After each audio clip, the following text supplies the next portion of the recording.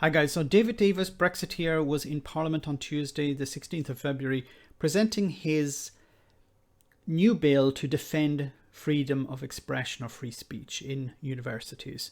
Now, this is a phantom menace, and what I mean by this, of course, is that there is no real issue here, but the Tories know that they have to create some fear within society in order for the public to rally to their side. If we turn back the clock a little bit, back to 2010, there was a poll carried out and it was asking people's what people were concerned about, what worried them, what kept them up at late at night. And it was between 1 and 2% that said the European Union. Now, the Tories ran with that. The Brexiteers, before they were called Brexiteers, ran with that. And they were able to manipulate the public into increasing their fear of the EU. The same with immigration.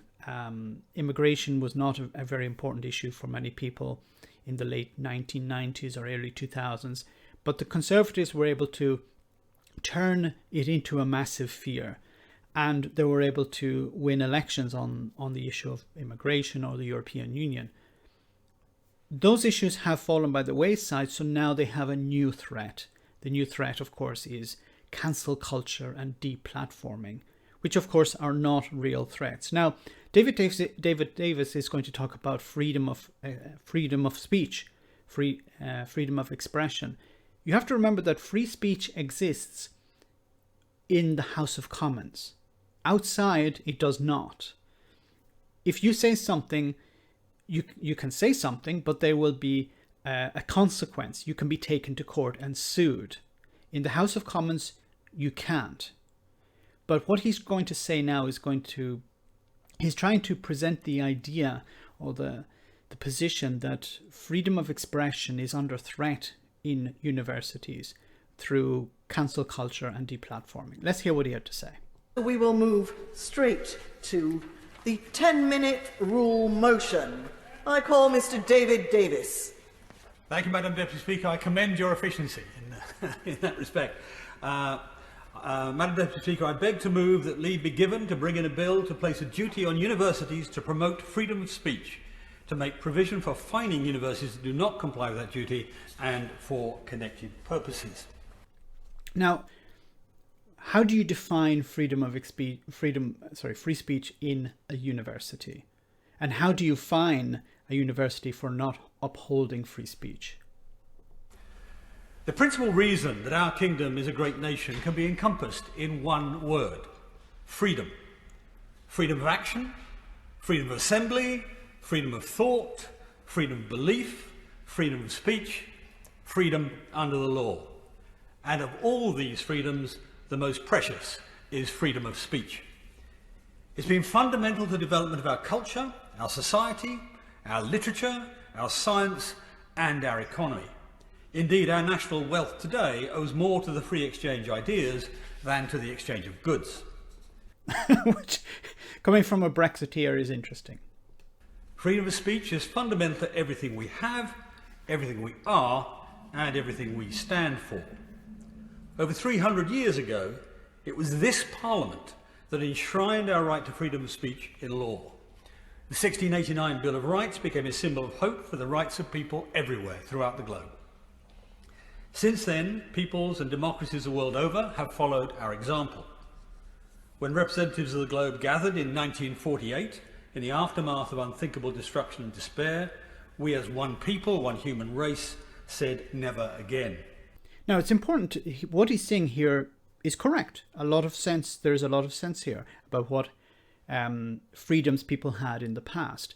But people's freedoms are not under threat here. What he's trying to do is create a narrative that we once had freedoms and now we don't. And we need to step in. The government needs to step in and punish, for example, universities in this case, for not upholding freedoms, which in reality are not under threat. But he has to create a narrative of a phantom. There is this phantom menace.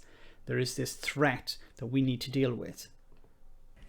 Fundamental to this united course of humanity was Article 19 of the Universal Declaration of Human Rights. It states, and I quote, "Everyone has the right to freedom of opinion and expression. This right includes freedom to hold opinions without interference and to seek, receive and impart information and ideas through any media and regardless of frontiers." Yet today, that is under threat. And it's under threat in the very institutions where it should be most treasured, our universities. Freedom of speech only matters when it's controversial, when it's challenging. That's why. But if you're going to challenge the Conservative Party, if you're going to call out Boris Johnson, if you're going to call out Brexit itself, then there is a problem. If journalists ask politicians difficult questions, those journalists will not be given interviews again. That is a type of deplatforming that I'm concerned with. That's a type of cancel culture where a journalist asks a difficult question, the politician decides, I'm not going to give an interview to that journalist ever again, and we're going to impose a blackout on that journalist or on that media outlet. For example, in the run-up to the election, Boris Johnson was threatening to take away Channel 4's license to broadcast. And then you have a Brexiteer like David Davis complaining about universities.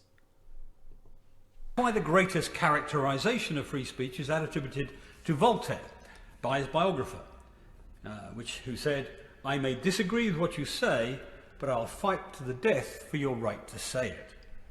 In one version, it was notably, "I may detest what you say, but I'll fight to the death for your right to say it." Voltaire understood that creativity and progress in a society depend upon acts of intellectual rebellion, of dissent, of disagreement, of controversy, no matter how uncomfortable. But today, the cancel culture movement think that it's reasonable to obliterate the views of people they disagree with, rather than challenging them in open debate.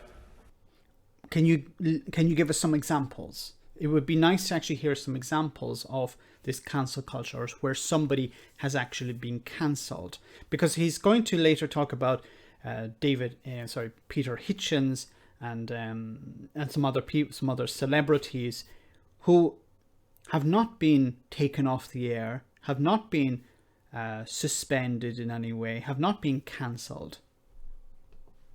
They're wrong. Why? Because the unwillingness to hear uncomfortable opinion, the refusal of platforms to people you disagree with, is damaging to us all. Imagine if their censorious predecessors in the established churches had been successful in their attempt to suppress Galileo and Darwin. People would still believe the earth was the centre of the universe, or that the human species was created on the sixth day from clay. Of course, the ideas were ridiculous, but such falsehoods were only conquered through the freedom to speak truth to power, to shine light in the dark, the ability to advocate for science and reason. What he's doing here is he's flipping the script in a way. He's showing people who had no power were speaking to power. In reality, if there's any type of criticism of people like Peter Hitchens or others, it's that they have the power and the people who don't have the power are criticizing them for what they're saying. Now, there's a debate that's taking place. Nobody's cancelling Peter Hitchens, for example. I have no power. When I criticize Peter Hitchens, I'm not cancelling him. I'm not taking away his platform. The amount of power I have is extremely small to the amount of power he has. Now, if he was to turn around and criticize me he would be in a position of power. He could criticize me and deplatform me if he wanted. He could send his trolls to attack me. I can't do the same. So there's a power imbalance. What David Davis is trying to present is, in the past, the church, for example, suppressed the ideas of Galileo and others.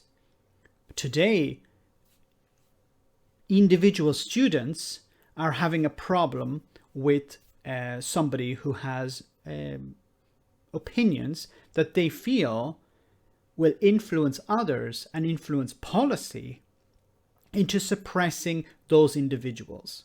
That's completely different. Today, there's a corrosive trend in our universities that aims to prevent anybody airing ideas that groups disagree with or would be offended by. And let's be clear, this is not about protecting delicate sensibilities from offence. It's about censorship. We can protect your own sensibilities by not going to the speech. After all, nobody is compelled to listen. But when you either explicitly or indirectly no platform, Amber Rudd, Germaine Greer, Peter Tatchell, Peter Hitchens and others... These names he's read out, these people have huge platforms. These people are, there are cues to get these people on TV, to get these people on the radio. You can't say that these people have been deplatformed when they have a bloody big platform. And the people who are challenging them have no platform. This is not a balance of equals. It's not where you have one celebrity against another celebrity and the celebrity A takes away the platform of celebrity B. You have people who have no power, are challenging these people who have power, who have a massive platform. And in the flick of a switch, the people who have a massive platform can make the life of the people who don't have a platform extremely difficult. Just using their language. You're not protecting yourself. You are denying others the right to hear these people and even perhaps to challenge what they say. Let us repeat our mind experiment, our conjecture in modern context. Germaine Greer wrote the pivotal book on feminism and was its most powerful and effective advocate. Peter Tatchell was, and is, unbelievably brave and very effective campaigner on gay rights and a host of civil freedoms. Peter Hitchens is a professional iconoclast who has challenged overmighty government of all colours through the decades.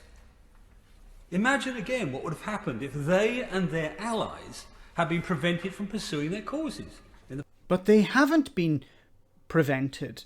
They have a massive platform. There are radio stations, TV stations queuing up to have them on their shows. Public domain. We'd have a very different society today, Madam Speaker and Madam Deputy Speaker, and not a better one. Yeah. The chilling effect on... But I'm actually missing a bigger point here. Peter Hitchens can open a YouTube channel and he can say whatever the hell he wants.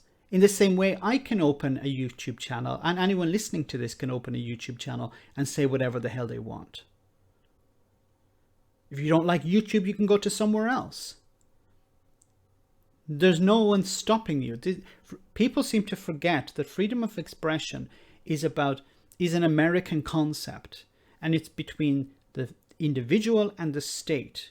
It's not between the individual and university or individual and a private company. It's between the individual and the state. The state cannot suppress your voice. Free speech would be disastrous, and the impact on academic freedom would be catastrophic. Its cost is already too high. And before I leave the subject, what about Amber Rudd? She was no platform for her connection to the Windrush and the government's handling of the scandal. Yet this was a whole year after she'd been explicitly cleared by an investigation which found she'd not been supported as she should be by the Home Office. In her case, it was not just speech denied, it was justice denied. Who stopped her? She can speak? Can she not speak at the moment? Is there an embargo on Amber Rudd? No, there isn't. Today, views expressed in a recent survey commissioned by Britain's biggest university academic union show Britain as having the second lowest level of academic freedom in all of Europe. Now, this is very interesting. So I did a little bit of research on what he said here, and it's actually quite difficult because he didn't refer to which academic union. And the closest I could find was Policy Exchange. Now, Policy Exchange, I don't know if you can see here on the right. Let me just check. Yeah, you should be able to see it. It says here, Policy Exchange is a UK centre-right think tank based in London. It has been described in the in the Daily Telegraph as the largest, but also the most influential think tank on the right. The Washington Post said the Policy Institute reports often inform government policy in Britain. And its founders are Michael Gove, Nick Bowles, Francis Maud, and Archie Norman. They carried out a survey, and they said universities in the UK are the second. Was it the second when it comes to freedom of expression, or the second worst? What did he say? Views expressed in a recent survey commissioned by Britain's biggest university academic union show Britain as having the second lowest level of academic freedom in all of Europe. So the second lowest. So it was a survey carried out by a right-wing think tank who wants to convince people that, what was the barometer, what was the criteria to say that the UK was the second worst? And just last month, a report by Civitas found that more than a third of our universities imposed severe restrictions on freedom of speech. So Civitas, who are Civitas? Well, on Wikipedia it says Civitas, you can see here Civitas, a think tank. Civitas is a think tank described as a classical liberal and non-partisan. The Times and the Daily Telegraph have described it as a right-of-centre think tank.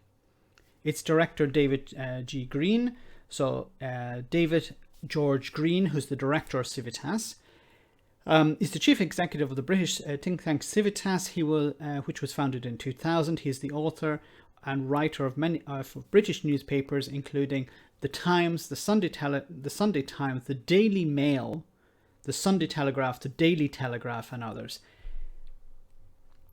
So you have people on the right who are saying, look, there's a problem. We need to deal with this problem. We need to do something. And then you have a politician, a right-wing politician, standing up in Parliament saying, we need to do something about this. Do you understand the problem here? Including, I'm ashamed to say, Oxford, Cambridge and St Andrews. The fact is, a number of our international allies today protect freedom of speech much better than we do. Some have it specifically written into their country's constitution. Others put it explicitly into laws. Ireland, for example, has the 1997 Universities Act, which protects, and I quote, the freedom within the law in teaching, research and any other activities either in or outside the university to question and test received wisdom, to put forward new ideas and to state controversial or unpopular opinions. This, of course, is in relation to the power of the church in Ireland. Ireland, during the 1980s and 1990s, unshackled itself from the Catholic Church. And that was one of the laws that was brought in order to allow people to criticize the church. Because up to that stage, you could actually go to prison for criticizing the church. While in the UK we theoretically have laws protecting freedom of speech, in practice they're buried in education acts, resulting in the protections not being widely known and universities not always upholding their duties. That's why I'm proposing this bill. So what does the bill set out to do? It would in effect make universities responsible for upholding free speech throughout their campuses.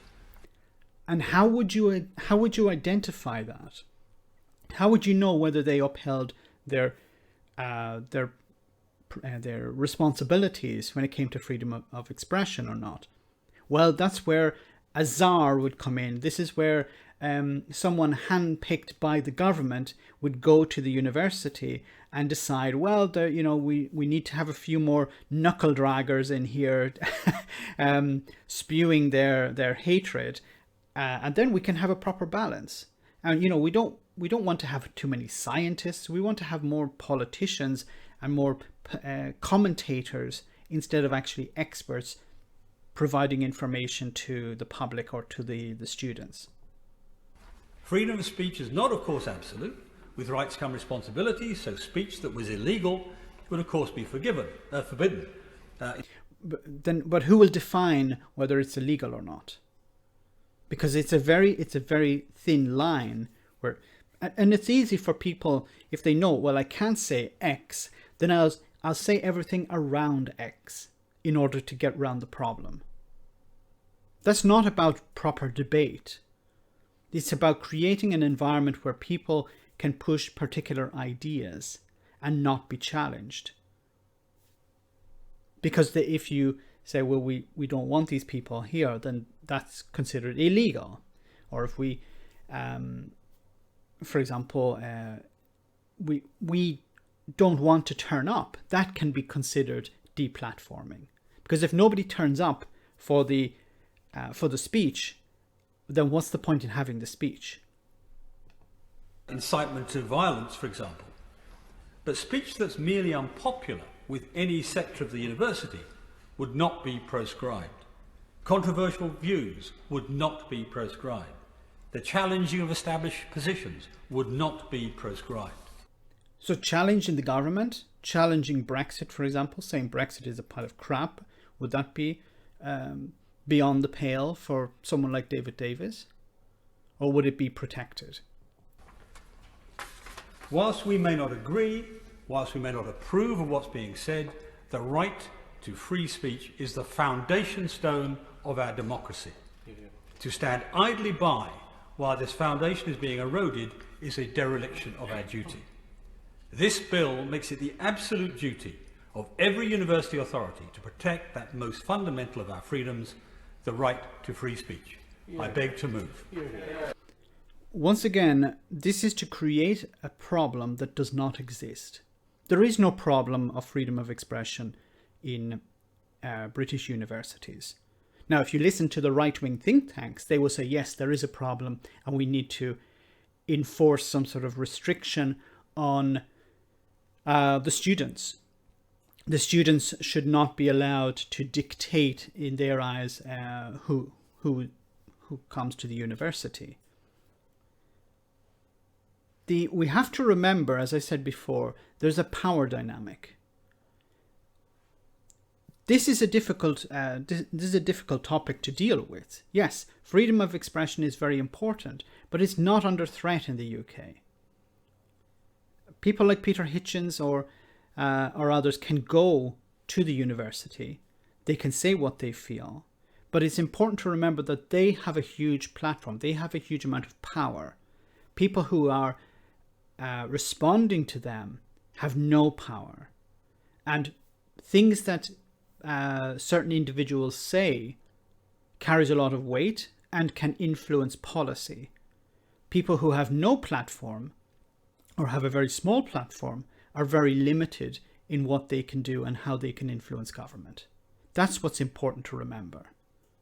Let me know in the comment section, guys, what you think. As always, your comments are greatly appreciated. Thanks a lot.